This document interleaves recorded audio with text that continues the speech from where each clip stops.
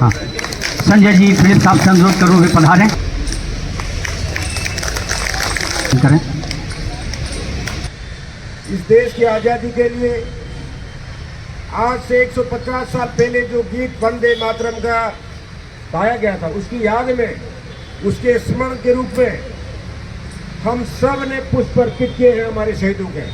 हमारे पूर्वजों ने, हमारे देश के देशभक्तों ने अंग्रेजों के खिलाफ इस गीत को गा करके लड़ाई लड़ी और आखिर में इस देश को 15 अगस्त 1947 को याद दिलाने का प्रमुख अगर कोई गीत था तो ये वंदे मातरम गीत था।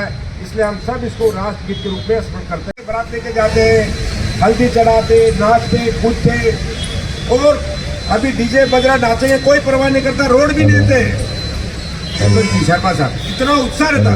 उसी प्रकार जब देश अंग्रेजों का गुलाम था, अंग्रेज हमारे देश के लोगों पे जुल्म कर रहे थे, हमारे देश के शहीद जो उनको फांसी पे चढ़ा रहे थे, तोपों से बांध करके उनको मार देते थे, यानी तोपों के सामने बांध करके उड़ा देते थे, मार देते। इसके बाद भी हमारे शहीदों ने इस गीत को गाया, वंदे मातरम गीत गा गा करके।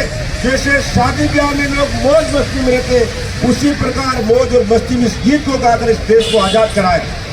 वो रचयिता कितने महान होंगे जिन्होंने 150 वर्ष पहले अपनी दिव्यता से ये भांप लिया था कि इस देश में घर घर जन्म लेने वाली भारत माँ की हर बेटी दुर्गा के रूप में हमारे सामने होगी, भारत माँ की सेवा करने वाली होगी।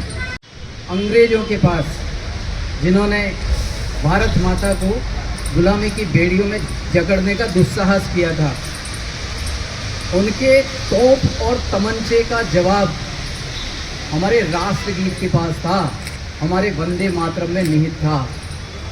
उनकी हर तोप और तमंचे का उत्तर और जवाब बंकिम चंद्र चटर्जी द्वारा लिखित इस राष्ट्रगीत में दिया था। प्रलय काल तक रहती है, उसके लिए एक शब्द काम में लिया जाता है, कालजयी।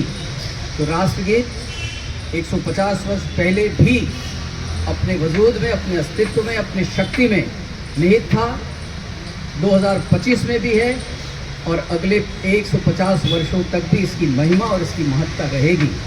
दो शब्द हैं इसमें, वंदे यानी मैं नमन करता हूँ, और दूसरा है मातरम यानी मैं अपनी माँ को।